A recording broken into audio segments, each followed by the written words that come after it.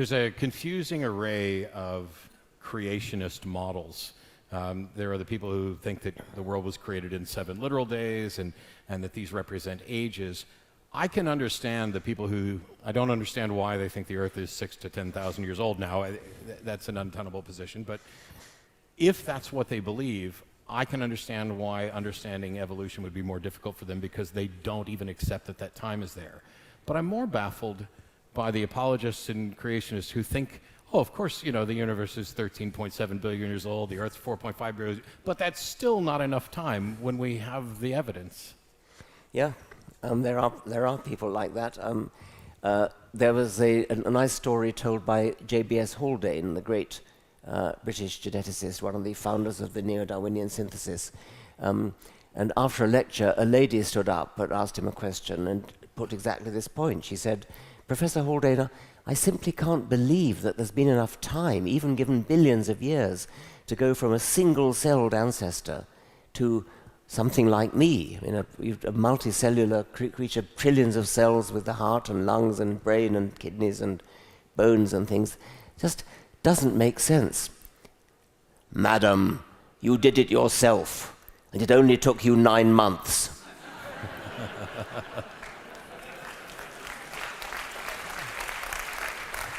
To which, of course, she could have retorted, yes, but that in that 9 months the process was supervised by DNA, or she would have called it genes in those days.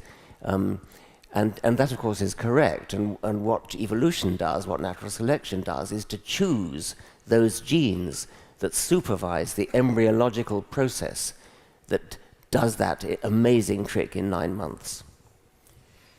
So in this process, one of the key aspects that we come up against is transitional forms, and people have different views of what that means. So a creationist might say, oh, you haven't found any transitional forms, or you haven't found a missing link. And for years, when I'm asked this question on the show, well, first of all, I point out that that you're calling into the atheist experience, and I'm not a biologist, and if you know, maybe you're talking to the wrong guy about this. But I had always responded that everything is a transitional form, that all of us are a transition between our ancestors and our progeny, and this, I don't know that this has the impact on others that it had on me, because yes. they seem to be looking at it backwards. Backwards, it's a little easier to say, oh, this is clearly a transition. Yes, I mean, everything is potentially a transition. Not everything actually is, but potentially it is. Michael Shermer makes rather a nice point, which is that when there's a gap in the fossil record, which there is in quite a number of places, because fossilizing is quite a rare event, so that we have this gap, and they say, there's a gap. And then somebody finds a fossil right in the middle of the gap, which is a transitional form. Now we've got 2 gaps. And then they told 2 friends, and they told 2 friends, and so on. It's interesting to me that so much emphasis, I think, as people were battling against this idea in the modern era, because we're trying to teach it in schools, and of course there are religious people objecting, this idea of a missing link kept coming up.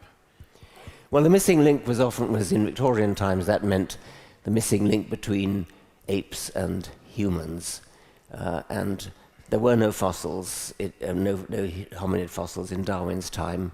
Darwin looked at the modern anatomy of chimpanzees and gorillas and correctly inferred that we are African apes, that we evolved in Africa. And since that time, of course, there have been lots and lots of fossils discovered in South Africa, in East Africa, and even North Africa. So we have lots and lots of links. They're not missing anymore. They're missing on the chimpanzee's side of the divide, because you have a common ancestor which lived about 6 million years ago, and then it branched and went down one side towards chimpanzees and bonobos, which branched again there, and then the other side went down to humans. And we've got plenty of fossils down the human line, so there's no dearth of links there. They're no longer missing. There aren't any fossils down the chimpanzee line, and that's regrettable. It may be because they're forest dwellers and it's more difficult to fossilize in forest conditions. But there are plenty of missing links, no longer missing. But you can't know, you weren't there. Yeah. Yes. How do you deal with that kind of thing? Yes, of course. And one analogy that I like to use to that is to say a detective comes upon the scene of a crime after it's been committed, more or less by definition, and works out what happened. Sherlock Holmes, Hercule Poirot. They look at fingerprints, they look at footprints, they look at all the cues that are available around, there's a window open or the window closed or whatever it might be, and you work out what happened by looking at the clues. That's sort of what we do. But the difference is, whereas Sherlock Holmes or Hercule Poirot had a limited number of clues, we have millions and millions and millions of clues. We have fossils, we have the geographical distribution of animals and plants on islands and continents of the world. They're distributed in exactly the places they should be distributed if evolution had taken place. We look at fossils, we look at molecular, comparative molecular sequencing. You can sequence the DNA or the proteins of any creature you like, animal or plant, and you can find genes that are clearly the same gene, but with differences in the details.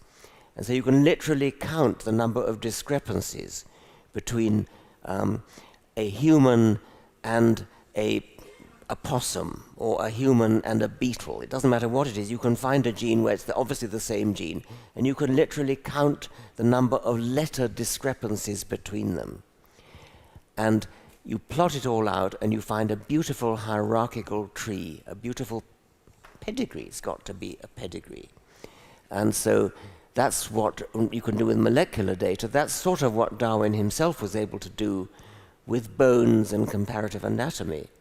And that's persuasive enough, goodness knows. But with molecules, it's even more persuasive. So you don't have to have been there.